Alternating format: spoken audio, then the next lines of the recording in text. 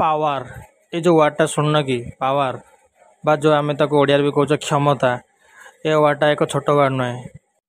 आंतर्जातिक स्तर में यार प्रयोग द्वारा अन्य देश निजर मत को परिवर्तन कर सामर्थ्य रखी थाए। आउ ए जो क्षमता थाए ए क्षमता को संतुलन कर निहाती आवश्यकता थाए। आंतर्जातिक राजनीति रे क्षमतार संतुलन कहले कौन बुझा जाए आस आम जाना। ये जो पॉलिटिकल स्टेबिलिटी बा जो आम कहचे द बैलेंस ऑफ पावर ये संतुलन रक्षा करिबारे कौन भारत समर्थ। एथिरे आम जानिबा जे जो गोष्ठी निरपेक्षर जो एंगेलटा अच्छी जोटा कि रिलेट करुच्चे आमर ये संतुलन रक्षा करवाटा सेटा भी आम जानिबा। आंतर्जातिक राजनीति रे क्षमतार संतुलन किपरि करा जाए यार आवश्यकता और यार केतरा मु एग्जांपल देबी करेंट सिचुएशन को नहीं करी जहाँ फल कि आपण माने फंडामेंटाली क्लियर भी हो पारे जे एटा एक्चुअली काम केमती करे। यार दृष्टिकोण को लक्ष्य करी भारत और मालदीव्स मध्य थिबा संपर्क आसुथिबा केतक परिवर्तन मध्य आलोचना रे आमे शामिल करिचु। So let's start. नमस्कार। ताले क्षमताटा कौन बाय जो पावर आमे आज आलोचना करिबा से पावर रो अर्थ होउची पॉलिटिकल मीनिंग रे। In a political meaning power means to do something or make some decision or change some decision. Make some decision or change some decision in a political way माने राजनैतिक इच्छा को प्रयोग करी कौन से एक निष्पत्ति को परिवर्तन करिवार जो क्षमता अच्छी कि गोटे कौन से एक निष्पत्ति नबार जो क्षमता अच्छी सेटा को आम पावर कहवा। यार एक छोट उदाहरण मुझे देवी जे आर्टिकल 370 2019 मसीह जो एनडीए गवर्नमेंट थिला बा जो मोदी सरकार थिला से निजर क्षमता प्रयोग करी आर्टिकल 370 को आमर संविधान रे उच्छेद करते। बहु प्रतीक्षित सिटीजनशिप अमेंडमेंट एक्ट जोटाक नागरिक संशोधन नियम थिला ताकू मध्य लागू कर दिया जायछि। यह मध्य सरकारंकर एक जो क्षमताटा को दर्शाए किंतु वर्तमान सुधा वन नेशन वन इलेक्शन हेउ किंबा एनआरसी एबे मध्य सरकार पाखरे सेतिकी पर्याप्त परिमाणर क्षमता नहीं जे यह से देश में लागू कर पारे। कारण एथिपाई संविधान रे जो नियम कराई स्पेशल मेजोरिटी तामाने गोटे राजनैतिक दल पाखरे एक संपूर्ण बहुमत रहिबा दरकार। जो राज्य सरकार अधीन रे जनता मानकर बहुमत प्रकाशित हुए बा बहुमत रे जो सरकार गठन हुए से सरकार को मुख्यतः दृढ़ सरकार बोली मानि निया जाए। जेहेतु लोक मानक द्वारा निर्वाचित होई बहुमत रे से माने देश रे राज्य सरकार बा केंद्र सरकार गठन करती तेणुक सेमानकर जो निष्पत्ति मध्य से भली दृढ़ होता है। कारण होउची एमानक पछरे जो जनतांकर जो समर्थन थाए यह ही सबुठारु बड़ कारण। यार गोटे छोट एग्जांपल मु दउची मानि नियंतु ओडिशा रे 147टा विधानसभा आसन अछि।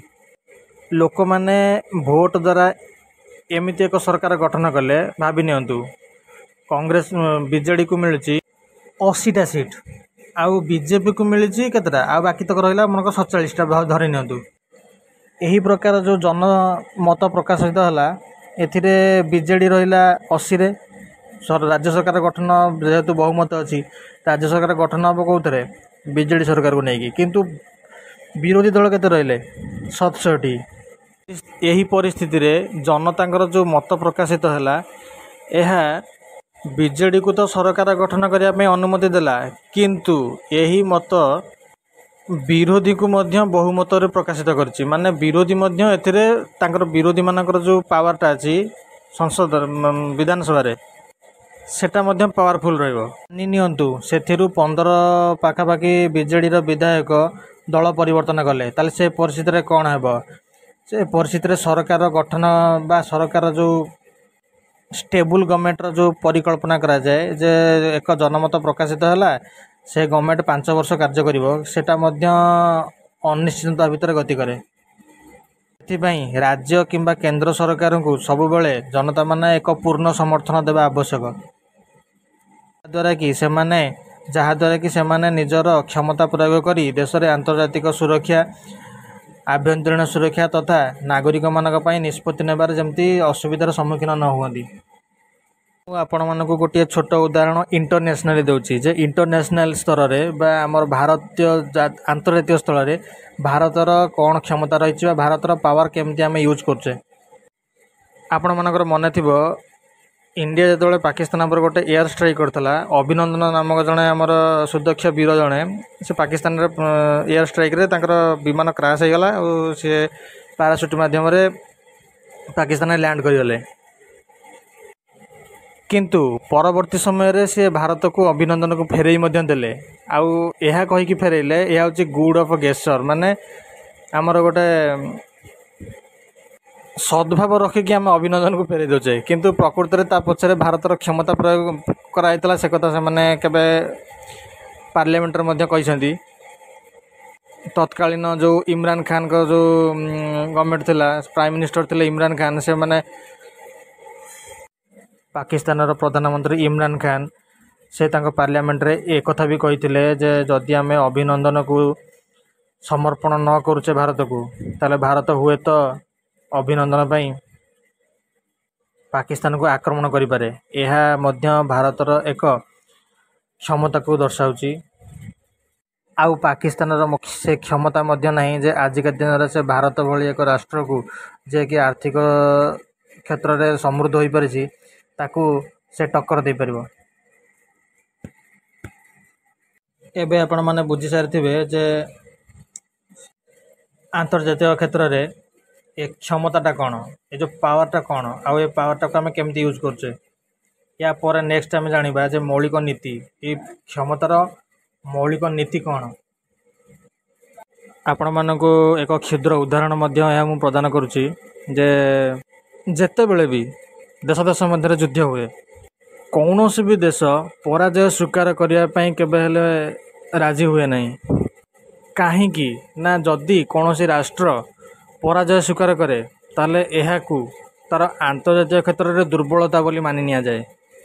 ଆଉ ଆନ୍ତର୍ଜାତିକ କ୍ଷେତ୍ରରେ କୌଣସି ବି ଦେଶ ଯେକୌଣସି ବି ଦେଶ, ବଡ଼ ଦେଶ ହେଉ କିମ୍ବା ଛୋଟ ଦେଶ ହେଉ, ସେ କେବେ ବି ଚାହେଁ ନା ବା ନିଜକୁ ସେ କେବେ ବି ଦୁର୍ବଳ ବୋଲି ପ୍ରକାଶ କରେନି।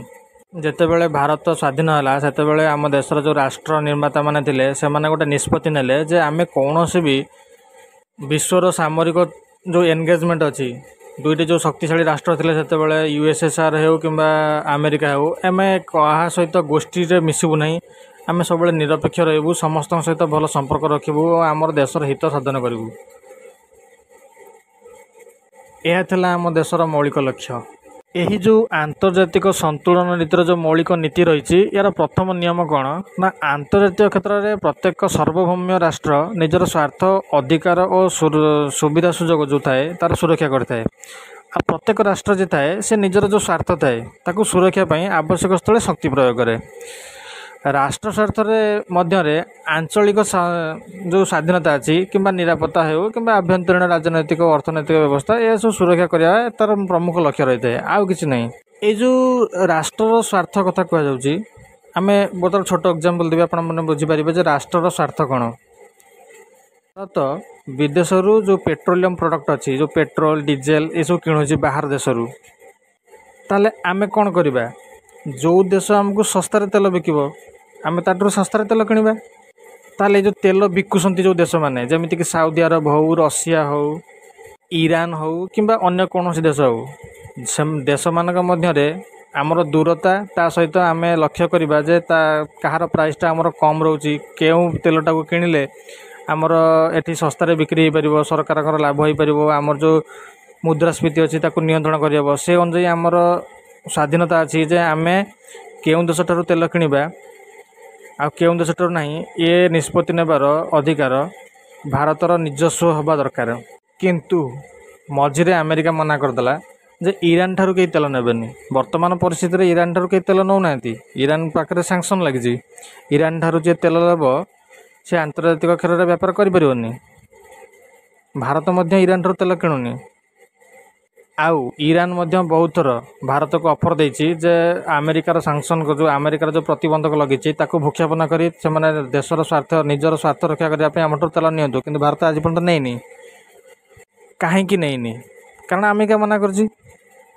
ପୁଣି ସେଇ କ୍ଷେତ୍ରରେ ଆମେରିକା ମନା କଲା ରଷିଆଠାରୁ ତେଲ ନିଅନି, କିନ୍ତୁ ଭାରତ ସେଠୁ ନେଲା। एठी एति कंपेयर करागला कौन ना भारतर स्वार्थ कौतर साधन हो पार्छ ना रशिया ठार तेल जो कम रेट्रे आम आणुचे से भारतर स्वार्थ साधन हो पार्छ यह आमर निजस्व मत तेणुक अमेरिका रशिया उपर प्रतिबंधक लगे आम रशिया ठार तेल किणुचे कारण यह भारतर स्वार्थ साधन में प्रतिबंधक सृष्टि करुच्ची भारतर स्वार्थ अच्छी जे बुझेगा ना नहीं। चलो आम सेकेंड पॉइंट को जावा क्षमतार संतुलन नीति द्वारा शक्तिशाली राष्ट्र माने दुर्बल राष्ट्र मानक आक्रमण कर मनोभाव को प्रतिहत करे अर्थात यही व्यवस्था दुर्बल राष्ट्र मानक शक्तिशाली राष्ट्र मानक आक्रमण रक्षा करते साधारणतः सामरिक चुक्ति बल दुर्बल राष्ट्र माने आदौ युद्ध कर ये जो पॉइंट अच्छी ये पॉइंट को आम आलोचना करवा। अमेरिका और चाइना ये दी जन पाखापाखि बंधु भाव थिले किंतु जेतेबेले वर्तमान परिस्थिति रे अमेरिका और भारतर संपर्क जमती भल अच्छी पूर्वे अमेरिका और चाइनार संपर्क सेमती थिला जेतेबेले चाइना निजर आर्थिक प्रगति आरंभ कला सेतेबेले एटा अमेरिका को भल लागलानी वर्तमान अमेरिका और चाइना दी जन जाक शत्रु ताले अमेरिका कौन करिवो अमेरिका चाइना को काउंटर करने से भारतर सहयोग नब यार दूसरा पॉइंट को देखा जदि भारत मानि नियंतु काली 5-10 वर्ष भितर भारत चाइना संगे समस्कंद होगा यहाँ अमेरिका को भल लगे कि केवे भी लगेनि कारण अमेरिका से केवे भी चाहिए जे भारत आर्थिक क्षेत्र में सुदृढ़ हो ताल सी सेपटे आउ गोटे जिनस पाकिस्तान को सपोर्ट कर देखिए आप आउ गोटे छोट एग्जांपल दूसरी ये जो चित्र स्क्रीन रे आपण मैंने देखिपुंट ये देखो चाइना केते बड़ राष्ट्र अच्छी ता पाखे फिलिपाइंस टा कौन देखा जो फिलिपीन्स जो देशटा अच्छी ये चाइना के किसी भी नुह किंतु चाइना सबु बेले आज पर्यंत होगा एवं भी रिसेंटली केतरा न्यूज आप देखिथे से फिलिपीन्स को हैरान कि नथब जो फिलिपीन्स को जी एरिया मिली से तारी भीतर से वाणिज्य व्यापार कर कि नथब आम चाइना आसो दीटा कौन सीप आण एरिया भीतर पशिव पुणी पलैब मझे मझे गोटे गोटे मिसाइल छाड़देव एमती हैरान करुँची चाइना को बैलेंस करने फिलिपीन्स कौन कर मत कहूँ फिलिपीन्स से कौन कर फिलिपीन्स कौन कर चाइनार जो मैंने दुश्मन अच्छा जो एनिमी कंट्री अच्छा जो मैंने सहित प्रतिद्वंदिता अच्छा जमीक अमेरिका हो कि भारत हो से सहयोग लड़ बुझेगा ना नहीं। फिलिपीन्स कौन करती जानती फिलिपीन्स तार पाखापाखि 9टा एरिया से अमेरिका को दे दीजिए अमेरिका मिलिट्री सीट रो बोली माने फिलिपीन्स केतरा 9टा जगह अमेरिका अच्छी ना बेस करके अमेरिकार सैन्य मैंने डिप्लय होती या द्वारा कौन है कहले ये जो चाइना जो मझे मझे जो पशि आसूला तार इच्छा गोटे गोटे बम पकई दूसरा मझे मझे गोटे मिसाइल छाड़देव से कामटा से करनी कहीं अमेरिकार मिलिट्री अच्छी अमेरिका सहित टिके चुक्ति करदेला किए फिलिपीन्स चाइना पूरा साइज होगा सेमती आउ भारत मध्य फिलिपीन्स को केतटा मिसाइल्स देछि जहाँफल कि जिते बड़े भी चाइना फिलिपीन्स को आग्रेसन देखब कि एरिया को प्रवेश करने भाव से ता मन में 2टा कथा आसो जे ये अमेरिकार मिलिट्री अच्छी आउ इंडियार जो मिसाइल्स अच्छी तेणुक से आग्रेसन से देखब नहीं परी भाव में छोट देश माने बड़ बड़ जो देश अच्छा से सहित चुक्ति स्थापन करी एग्रीमेंट करी निजक सुरक्षित मन करते क्षमता संतुलन जो मौलिक नीति अच्छी तार गोटे तृतीय पॉइंट को आम आसवा ना प्रत्येक राष्ट्र नीति निर्धारण कला बेले जो वैदेशिक नीति निर्धारण कला बेले राष्ट्रीय क्षमता को विचार को नहीं कारण राष्ट्रीय क्षमता बिना क्षमतार संतुलन करने आदौ संभव हुए नहीं। ए पॉइंट को बुझे दूसरी मानि नियंतु बीजेपी आउ कांग्रेस आम केंद्र स्तर केंद्र रे जो बीजेपी आउ कांग्रेस अच्छी ये दी जन विचारधारा अनुजाई कौन कहती right hand to left right wing left wing है कि विचारधारा संपूर्ण अलग मानि नियंतु आज मोदीर सरकार अच्छी काली कांग्रेस सरकार आसला से माने देशर आभ्यंतर किसी परिवर्तन करें कारण से माने तांकर जो आइडियोलॉजी अच्छी तांकर जो विचारधारा अच्छी से माने परस्पर विरोधी किंतु वैदेशिक नीति निर्धारण कला बेले मन रखंतु केबे भी फॉरेन पॉलिसी चेंज हुए नहीं सहित बीजेपी गवर्नमेंट थिला बेले रशिया सहित जो संपर्क भारत और रशिया संपर्क बीजेपी गवर्नमेंट रे जेमती अच्छी भारत और रशियार संपर्क कांग्रेस गवर्नमेंटर मध्य सेमती बलवत्तर रहिबो। जदि मानि नियंतु इज्राएल जी अच्छी सी कही जे भारतर अभिन्न अंग होउची अरुणाचल प्रदेश आउ काश्मीर। मानि नियंतु से इज्राएल रे गवर्नमेंट चेंज होगला से तार स्टांस केबे चेंज करिवनी। से थरे कही जम्मू काश्मीर भारतर अभिन्न अंग तामाने सेटा अभिन्न अंग गवर्नमेंट चेंज हेले मध्य से कहबो। सेथिपाई देश देश मध्य जो एग्रीमेंट हुए से सब बेले बलवत्तर रहे। जदि कौन कारण ये जो एग्रीमेंट आम देश देश मध्य करुचे एमानकर सहित एग्रीमेंट भंग करा जाए किंबा आम आमर स्टांस चेंज करदे ताहले कौन हम ना आंतर्जातिक स्तर में आमर जो विश्वसनीयता थाए सेटा ह्रास पाए बा सेटा कमी जाए। तेणुक सब बेले स्टांसटा बलवत्तर रखा द्वारा ये जो विश्वसनीयता थाए यहाँ सब बेले कौन करे बलवत्तर रहे। उदाहरण मुझे जे क्षमतार संतुलन आम केमती करवा। देखो इंडिया रो गोटे पावर अच्छी चाइना रो गोटे पावर अच्छी। बर्तमान चाइना मनकर गोटे नुआ मिसाइल तैयारी कला जे सेटा 5000 किलोमीटर पर्यंत कौन कर फायर कर ताले मानि नियंतु भारत 2000 किलोमीटर फायर करुवा मिसाइल भारत पाखे अच्छी। ताले कहतु बर्तमान जी अच्छी सी भारत को आग्रेसन देखेब ना देखेबनी निश्चिंत देखेब कहीं जेहेतु चाइना पाखे अधिक पावर अच्छी सी निजर शक्ति प्रदर्शन करिवो ही करिवो। तेणुक ताकू आम बालांस करने कौन करा पड़ो ना आमको माने भारत को 5000 रु 6000 किलोमीटर पर्यंत जो मिसाइल रेंज अच्छी से या पड़ो ना बालांस ऑफ पावर हम ना सी जमीती भी आमको आग्रेसन देखेब। एथिपाई आम स्पेशल बजेट आलोकेशन करते भाव में देश देश माने निजर क्षमता को संतुलन करते। परवर्ती सेक्शन रे आम चर्चा करवा अध्याय आम आलोचना करवा जो सिंपल बैलेंस कौन कॉम्प्लेक्स बैलेंस कौन लोकल बैलेंस कौन रीजनल बैलेंस ऑफ पावर कौन ये जो तार जो प्रकार भेद अच्छी जो टाइप्स अच्छी से विषय में आलोचना करवा।